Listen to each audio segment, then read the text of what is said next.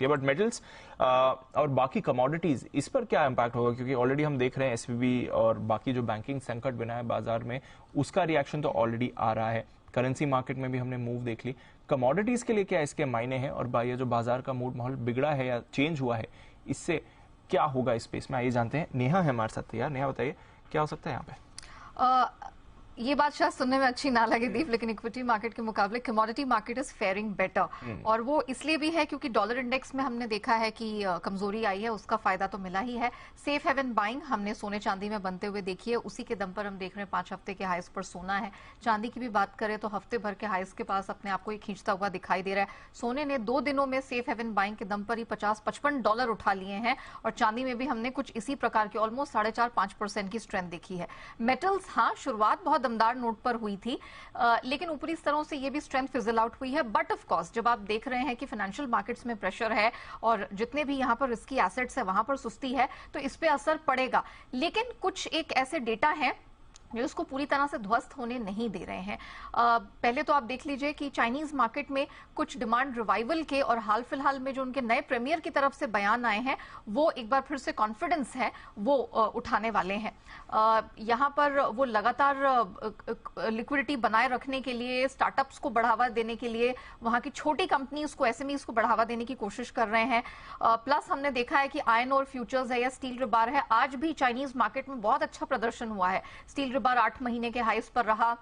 Iron और futures की बात करें, यहां पर लगातार 5वें कॉन्जिक्यूटिव हफ्ते वीकली गेन्स देखने को मिले हैं, और इसका कारण भी है क्योंकि हमने वहां पर देखा है कि माई स्टील नाम की जो कंसल्टेंसी फर्म है, उन्होंने 250 चाइनीज स्टील मिल्स का जो डेटा उठाकर देखा, लगातार 9 हफ्ते बैक टू बैक जो blast furnace utilisation capacity utilisation rate है, उसमें सुधार देखने को मिल रहा है। तो ये सब डिमांड रिवाइवल की तरफ इशारा कर रहा है। अब अगर आप आ जाते हैं कच्चे तेल की तरफ, पिछला हफ्ता दीप यहाँ पर सेरा वीक, जिसे प्रीमियर एनर्जी कॉन्फ्रेंस के तौर पर माना जाता है, कई बड़े वॉइसेस निकल कर आए जो going forward global oil demand के रिकॉर्ड स्तर पर जाने की संभावनाएं जता रहे हैं। रशियन तेल को लेकर यहां पर संभावनाएं हैं, वो हमने देखा है कि अभी भी थोड़ी डाइसी दिख रही हैं, और यूएस एनर्जी सेक्रेटरी की तरफ से बयान आया है कि अब वो एसपीआर का इस्तेमाल, जो स्ट्रेटेजिक पेट्रोलियम रिजर्व्स है, वो नहीं करेंगे। 18 करोड़ बैरल जैसा ह्यूमंगस रिलीज, पेट्रोलियम रिलीज पिछले साल वो कर चुके हैं मार्केट को सेटल आउट करने के लिए।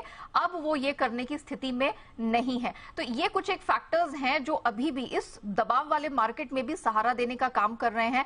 एंड ऑफ कोर्स यहां पर हम देख ही रहे हैं कि जिस प्रकार से डॉलर इंडेक्स में सुस्ती आई है, उसका सपोर्ट मिला हुआ। तो ऑल इन ऑल आप ये कहेंगे कि बहुत ज्यादा कमजोरी नहीं है, सोना चांदी अच्छा परफॉर्म कर रहे हैं, लेकिन अगर आप एनर्जी कॉम्प्लेक्स को देखें या मेटल्स को देखें तो इसमें दायरे का ट्रेड हो रहा है। लेकिन हाँ, ऑफ कोर्स उठापटक से ये भी अछूते नहीं है। तो उठापटक यहां पर भी आ रही है, बट फिलहाल हम देख रहे हैं एक शार्प रिवर्सल गोल्ड और सिल्वर में है, जहां पर आपको बड़ी बड़ी तेजी बनती हुई दिख रही है। गोल्ड देखिए 1-1.25% ऊपर है भारतीय प्राइसेस में, और सिल्वर पर भी रखिए नजर, यहां पर भी बड़ी तेजी आपको बनती हुई दिख रही है। इफ आई मे जो सैड एएनजेड की आज ही हमने एक फोरकास्ट आते हुए देखी है, और उन्होंने इस साल के लिए जो अपना सोने पर फोरकास्ट है $100 से बढ़ा दिया है। $100 से, हाँ, और 2000 का लेवल देख रहे हैं। $2000 तक का लेवल वो बनता हुआ यहाँ देख रहे हैं। एवरेज $1800 के पास देख रहे हैं अगले 3 महीने के अंदर।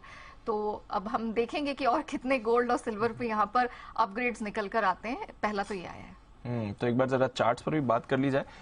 इक्विटीज में तो हम देख ही रहे हैं 1 वे मूव है, एटलीस्ट कमोडिटीज में थोड़ा आपको वेरिएशन दिख रहा है। सुमित जी, जरा गोल्ड